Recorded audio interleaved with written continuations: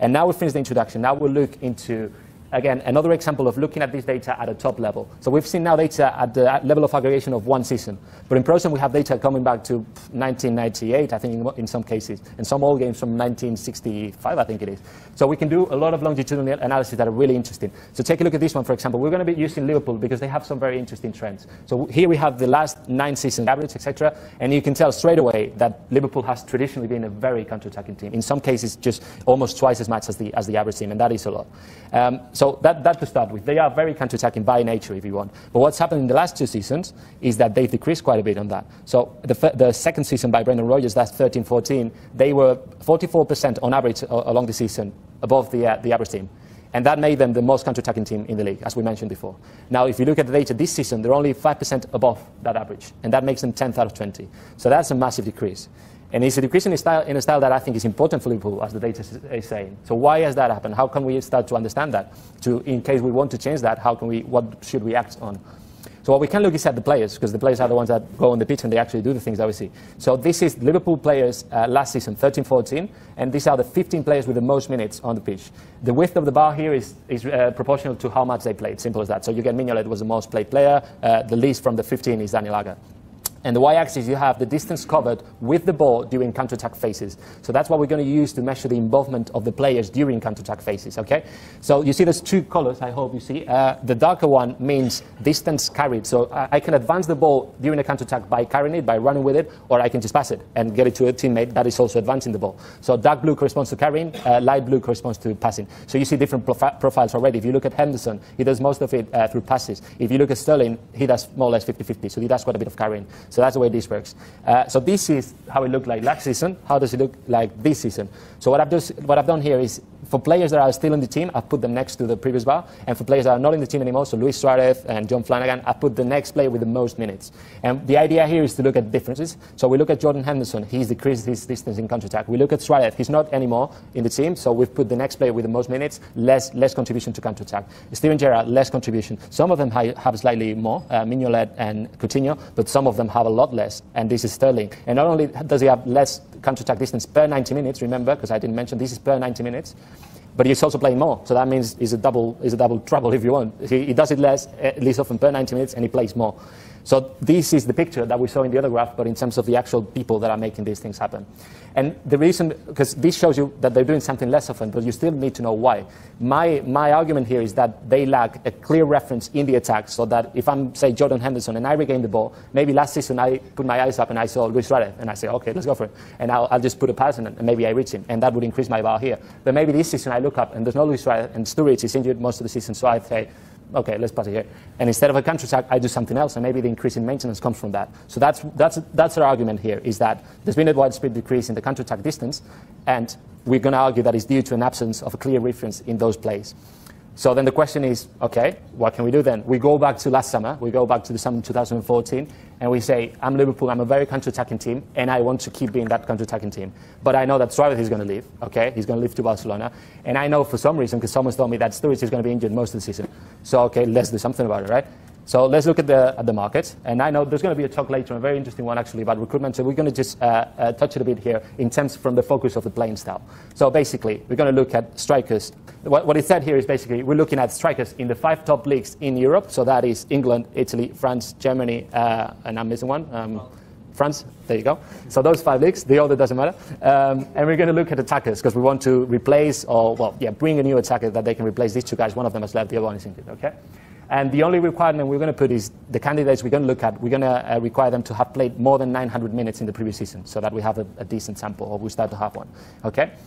And the main focus here to start with is counter-attack. As we said, we want to be that counter-attacking team, so we want the striker that we bring to be a counter-attacking striker. Okay? So that's what we have here. This plot here shows you 2 variables. The first one in the x-axis, that's counter-attacking distance per 90 minutes, what we saw before. I've put this here because, as I said, we want a counter-attacking striker. But also in a striker, hopefully what you want is goals per 90 minutes. So I've added this one here. So those are the 2 variables we're looking at. And these are, again, all the 232 players that satisfy those attacking criteria and more than 900 minutes last season. From those 5 leagues, and the size of the sphere is proportional to the minutes they played. So the bigger the size, the bigger the sphere, the more time they played. So let's take a zoom at the part we're already looking at, which is the top right corner, and that's where our 2 players are. So that's Suarez there, that's Sturridge. So that for me is good news in that we had two of the best players in Europe in that season. That's great. The bad news is we have to replace them. And obviously, the closer you get to that corner, the more money you have to put in the table. But let's look at that outside of that. So we have these two players. We have here Sergio Agüero, we have Leo Messi, we have Cristiano Ronaldo. In this analysis, I'm going to consider that Liverpool couldn't have signed them, so I'm not going to consider them in the candidate list. I'm going to try and keep it a bit realistic, although there will be some that you'll agree that they aren't realistic. So this is the candidates that I'm going to analyze. There's 6 people there. So there's Diego Costa, Ciro Immobile, Kevin Gameiro, Lewandowski, Domenico Berardi, and Carlos Tevez. So those are the 6 players, okay? These players we're going to look at. We already know they are quite counter-attacking, so we like that because we want that. They scored a lot of goals per 90 minutes last season. That is good, but I'm sure many of you will be aware that this might not be the most reliable metric, but obviously you want them to be high on that. So let's look at these 6 players, looking at more information, looking at the playing styles. Before we do that, though, let's first take a quick look at Suarez and Sturridge. So this is Suarez, and this is a similar will to what we saw before, but this time it's focused on the individual. But the position of the styles is similar to what we saw in the teams, is that instead of direct play, we have his involvement in direct play in the sense of direct play passes received. So does he receive a lot of direct play passes, a lot of long passes from behind? In the other ones it's the same. So in counter-attack, we're measuring counter-attacking distance, we've discussed already. Maintenance, build-up, and sustained threat. Remember those long possessions in the different areas of the pitch. What we're measuring is the number of touches of the ball and passes that he does in those different areas during those phases. Okay? Fast possessions. Remember, fast possession was based on individual fast possessions, so this is simply the number of fast possessions they had. Crosses, so this relates to crossing. How many crosses did he receive last season? High press regains, so how many times did he regain the ball through high pressure, so high up the pitch. And these two here we're going to discuss in depth later on. For now, ball circulation is a ranking of how dangerous the passing of this player is. If you have high value, that means you cause a lot of dangers with your passes. You generate a lot of shots through your passing, shots that other people take. This other rating is to do with shot generation, and it's basically how many shots do you take, but not only that, where do you take them from, how dangerous they are. So this is the danger you generate through shots, the danger you generate through passes. And like before, we're using a reference line here because each of these variables happens with different frequency. You obviously don't shoot as much as you, for example, touch the ball in maintenance phases. So what we're doing is we're using the reference of those 232 players that we saw in the map. Those will be our baseline, and we'll compare Suarez against that in this case. So just to give a brief example, Suarez covered 48% more counter-attack distance than the average striker in the 5 leagues last season. This is how he looks. And to quickly comment, you can see how complete a profile he gives. So he is very counter-attacking, which we knew already, but he also takes a lot of touches and passes during these phases, maintenance, build-up, sustained threat, which is something that, although we weren't looking at it for it initially, well, I guess it doesn't hurt that this striker does it. And he is also quite fast on the ball. He's not someone that you would basically look for if you wanted to do a lot of crossing, in principle, and the same for direct play. Now let's look at Sturridge. Sturridge is similar, and we know that from before in that he covers a lot of distance in counter-attacking. He is also quite dangerous in his shooting, but his involvement in the other offensive styles is not as complete as Suarez. So, for example, in the long possessions in the dangerous area, in the build-up area, and in the final third, the sustained threat, he's not as present as Suarez is. And in terms of crossing and direct play, he's similar to Suarez. So we're now going to use this same approach with the 6 guy that I identify, and I'll have to go through this quickly. This is Diego Costa's season in Atletico, his last season. Completely different type of player, a bit counter-attacking, well, quite a bit actually, 22% over the average, but he's also a quite direct striker, so people look for him in long passes, and he's also quite good at receiving crosses. Let's look now at Ciro Immobile. He has a high value of counter-attacker because we picked him because of that, but he's not completing the other ones, so he's a bit more like Sturridge as he is than Suarez, but he's still not as good as any of them. What else? We have Kevin Gameiro, slightly older, 27-year-old, and we know he's high on counter-attackers. We picked him for that. He's quite dangerous on the shooting, but again, lacks a bit of the other ones. And it's up to us for us to decide whether we consider this important or not.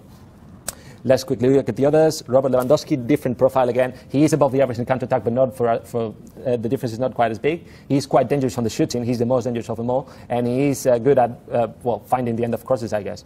Let's look at the next one, Domenico Berardi, really young striker, really promising, a bit over the average on counter-attack, but in terms of the other styles, he's very good at the high press apparently, so he recovers a lot of balls from there, but in terms of the other styles, he's not the most contributing player. And lastly, and this is very interesting, he's Carlos Tevez. We all know him very well. He's a bit older than the other guys, but look at the profile, how interesting it is. And it looks quite a bit like the Suarez profile, doesn't it? Not quite as high on the counter-attack, but the others, look at his involvement in the build-up, sustained threat, and fast tempo, really high. So if we wanted to keep that in the team, which we may want, we may not want, we might want to go for him if age doesn't matter, or there are obviously other considerations.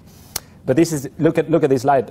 just quickly look at the different shapes of those radars. They are completely different. So we can't just pick a striker looking at number of shots made, number of goals scored, because that wouldn't mean that when we bring him over, he's going to fit well in our team. Whereas if we look at the playing style, we can start to do that. We can start going on that route. And now we can take a look at who they eventually signed, which, as we know, is Balotelli. So he sits there in the chart, so he's not far away from the candidate list. In terms of counter-attacking distance, he's basically in the average, so that's not bad. And in terms of goals per 90 minutes, he's quite high, actually. If you go back to the previous view, he's on the top third of the players. So in paper, he's not bad. Now, in terms of the counter-attacking, assuming that we wanted to keep the counter-attacking importance in our team, we wouldn't necessarily have picked him, but that's not to say he doesn't have any other interesting features. This is his season in Milan. This is his season now in Liverpool. Obviously, he hasn't played that many minutes, so he hasn't even played those 900 minutes that we were talking about, at least in the 28th week. So he might have now, I'm not sure. But this is his profile. So he hasn't done a lot of counter-attacking, as we know, because he didn't show up in the previous plots. And he's been involved in the maintenance, which is not necessarily what we want from him. He hasn't been that involved in the other phases. He's been quite dangerous at generating chances, though, which is something good for him. So he's generated a lot of dangerous shots. What he hasn't done is making, well, basically converting them. So the difference between actual goals and expected goals is not great for him, as we'll see later. So again, this was just to give you a picture of how we can look at this playing style information to kind of start to think whether this player will fit well or bad in our team.